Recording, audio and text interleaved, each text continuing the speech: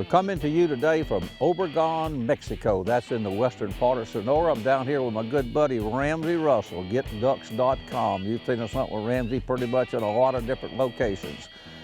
We are here specifically to hunt Mexican mallards. It's a local duck here. It raises here. It doesn't migrate at all, but we duck hunting in the morning. We actually have a couple of afternoons that we can go call predators. You know me, if I'm gonna go somewhere, I'm gonna take my predator calling gear with me and give it a try. They're gonna take us out to the Yaqui Indian Reservation. It's supposed to be like 700,000 or 800,000 acres. They hunt white-winged dove on it, but as far as we know, no one's ever called predators there, so I'm excited to see what can happen. You know, if you can get in a place where there's a lot of coyotes and no one's ever messed with them, that's usually about as good as the calling gets.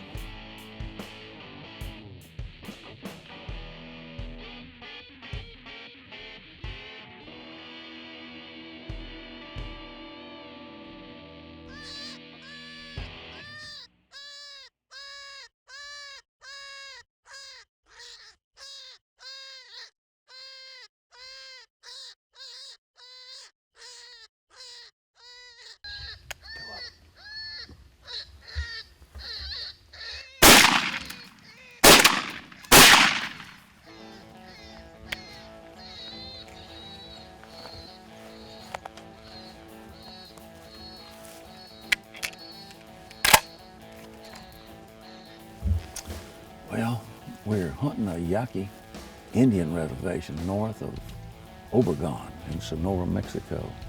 And they have a lot of coyotes in here, and they raise cows and goats and whatever, and they give them a lot of problems, so they invited us to come in and hunt. We just made our first setup. We called, I saw two kill both of them. Jared said he saw a third one. I didn't see it, you know, but at about the 3 or 4 minute mark here, they come charging in from the left. When we were on the stand, it all happened so fast, I was not really sure how many coyotes we called. I said I thought we called 2. Jared said he thought we called 3. But if you look at the footage, we clearly called at least 4. We actually came out the other afternoon, called a little bit, but they didn't understand what we were trying to do. The situation was kind of bad. We called either 3 or 4 coyotes. We didn't get any of them to come in. They were wild and crazy, but they were doing a lot of farming over there. I don't know if that made a difference or not. And right at dark, we had one coming in, but we also called in 2 Yaqui Indians on bicycles, so that pretty much disrupted that. But first stand of the day, we called 3, killed 2. I think we got it going on. Let's just get to calling. Our ride will be here to pick us up in just a minute. We're going to shoot a little video of these, and by that time, hopefully be here, and we'll go on to the next one. 2 big males here. Pretty colored cows.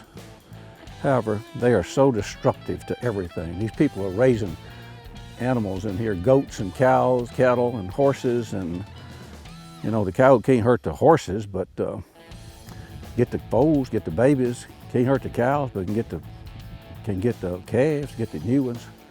And they're real attracted to calving because of the smell of blood. But I bet they work on them goats terribly. And so here's a pair that's not going to work on anything else anymore.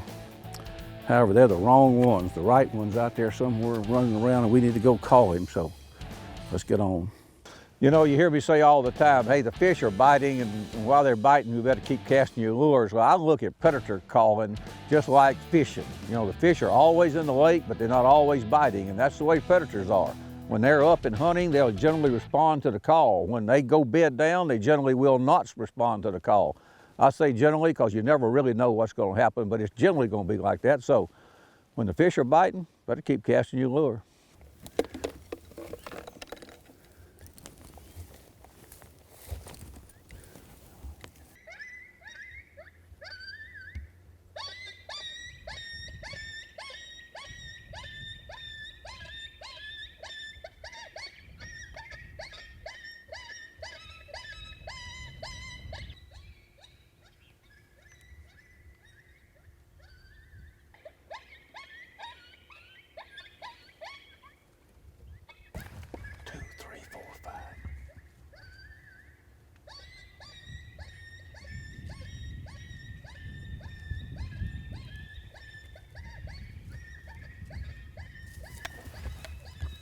This segment was brought to you by Stoger. Works as hard as you do. This segment is brought to you by Banded. Join the Banded Nation.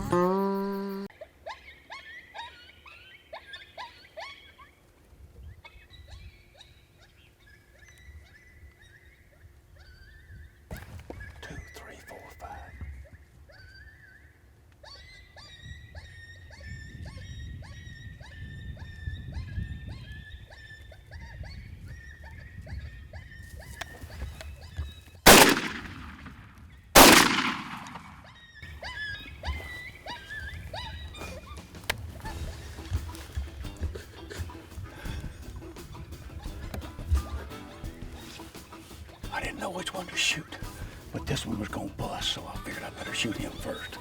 I thought I could get on another one, and I did, but I didn't get on him quick enough. I think we called 5 then, huh? Once again, on the stand, it all happened so fast, I couldn't really tell how many coyotes we called. I thought I killed 2, but when we went and looked, we only found 1.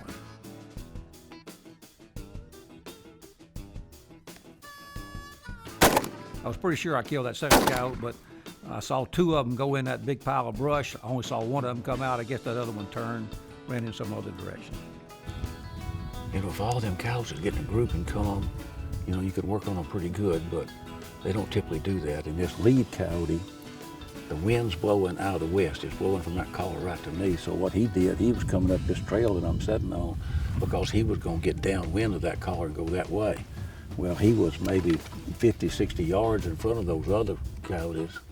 And so he was going to run right up here to us and bust, and I didn't know what was going to happen then. Maybe we didn't get a decent shot at all. So, you know, you only got a quarter of a second to make up your mind what you want to do about this stuff. I decided we might as well go ahead and kill this one because I knew we could kill him, and we kind of had these out in the open, even though they were a little bit too far.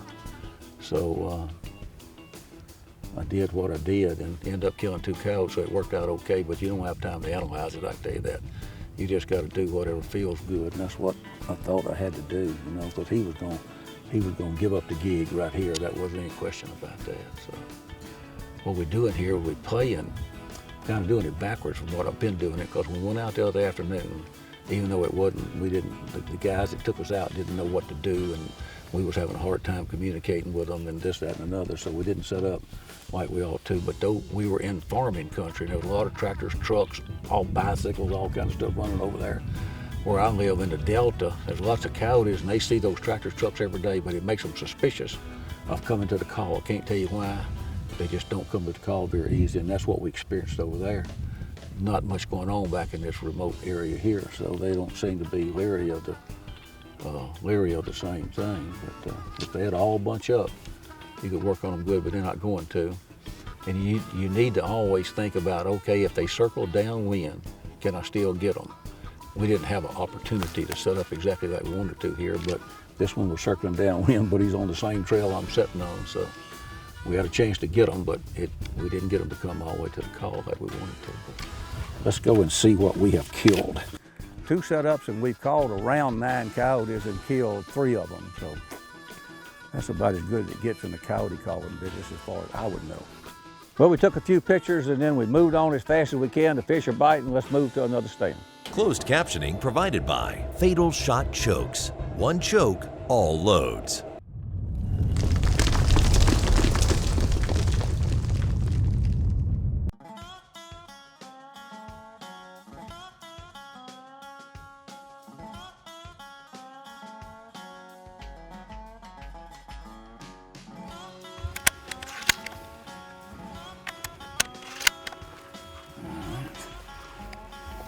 I'm gonna do the same thing. I'm gonna start with me starting out on a coyote and playing it for 2 or 3 minutes and then going to a rabbit. I can't really tell. They come in so fast, I can't tell if they're responding to the coyote or the rabbit, but they gotta be first responding to the coyote, I think. Must be that way. You ready? Yep. You keep hearing me talk about a coyote. I use a hurt coyote pup for a coyote. It's an extremely useful call. I just call coyotes with it lots of times, but most people, once they shoot at one coyote, they'll hit that coyote real quick, let it play for about 60 seconds or so, and then go back to the sound. If there's another coyote out there coming in that wasn't running with the first coyote that you shot at, he'll probably come on in from that coyote sound.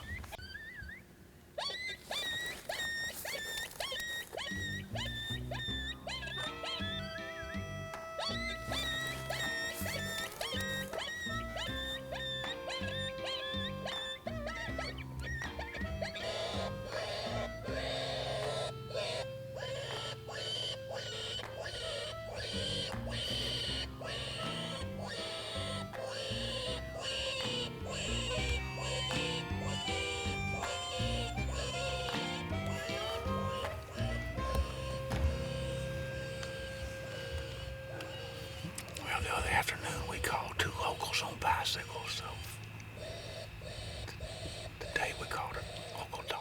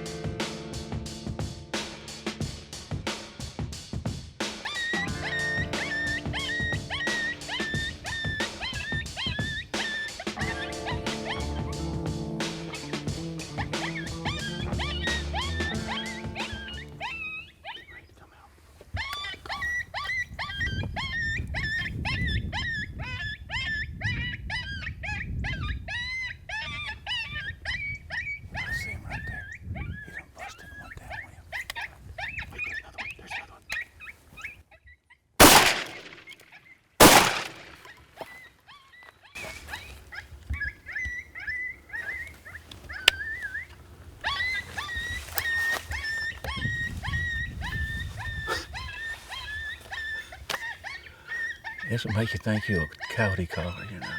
Every time I turn the darn thing on at once, here they come. We passed 2 coyotes laying on top of the levee right down there. And I really didn't like this setup too much, but I just had the truck stop. We stepped out of it, told them to go on. Don't slam the door. We just walked down here and set up, and we called, I think, 3 on that.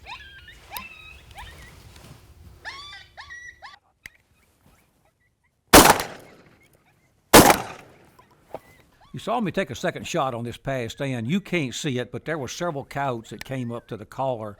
And once I shot, they ran in all different directions. I thought I could kill another one, but they were running through the brush. I just didn't get him.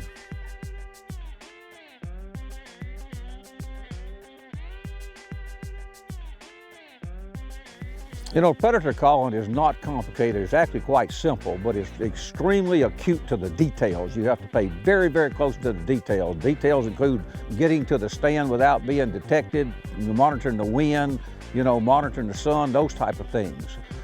Typically, you know, we just look for an area where we think coyotes would probably be bedded up or they'd be hunting. Find an open place to put our caller out into it. I like to put my call about 35 yards from where I'm going to set. We're shotgun hunting here now. We don't even have a rifle in Mexico with us, so you put it out there about 35 yards. I generally use rabbit sounds unless I can prove that rabbit sounds are not going to work. Then I just use those. I've got a little hunt worked out on mine. I'll play a cottontail for about 5 minutes, and I play a jackrabbit for about 5 minutes, then I play a pair of jackrabbits dueling for about 5 minutes. Then I play the coyote, which is a hurt coyote pup, for about 5 minutes. If nothing has responded then, I'll get up and move to another location.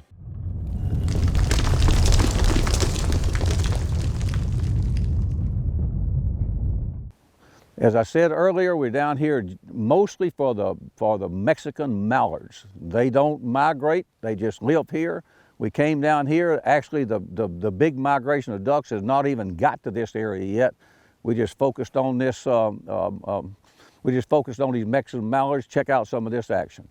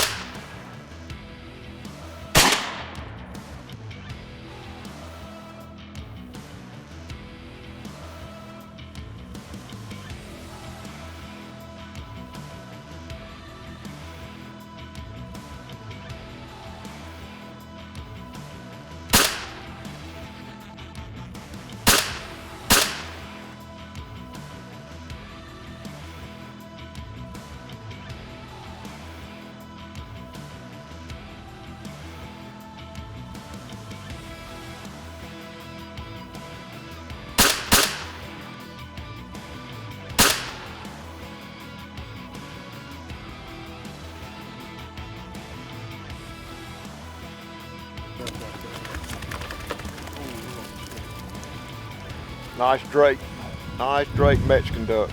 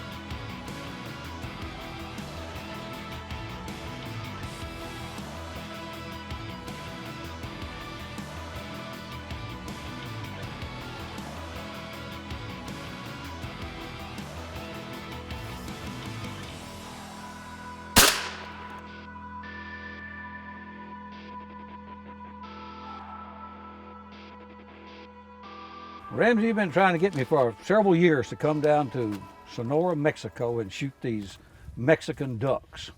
And I finally got interested in it and finally came. It's been a joy thus far, but tell me why we came down here to kill this type of duck. Terry, the Mexican mallard, let me hold that duck. The Mexican mallard is a variant of mallard back home. You know, the biologists used to call it subspecies Diazia. Now it's just genus species Anis Diazia. And it looks like a mottled duck. It looks like a hen, you know, at a glance, but it's not. You know, what makes it a, quote, mallard, unquote, are these double white wing bars. If you look at mottled ducks, they got one. If you look at black ducks, they have none, unless they have, you know, pure mallard in them. And so, you know, that's what makes it a mallard. So these birds don't migrate at all. They just live here. No, they live here. They live here. They live here. You know, I shot one many years ago up in the Texas Panhandle. Huh? And it was skittish. We didn't know why it was acting like that. When it finally came in, we put our hands on it. We go, oh, well, no wonder it's a Mexican mallard.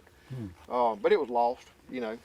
If you'd like to go on a duck hunt down here in Mexico, or for that matter, any part of the world, get a hold of Ramsey Russell, getducks.com. He specializes in that. He checks these hunts. He's got all kind of hunts just about anywhere in the world you want to go. We're going to put his information on the screen, but the best way to get to him is just go to MOJOoutdoors.com. Go to the TV section, scroll down to the Outfitter section. It'll give you a link, take you right to him. But that's about all the time we got for today. For all of us at MOJO, I'm Terry Dimmer. God bless you. We'll see you again next week.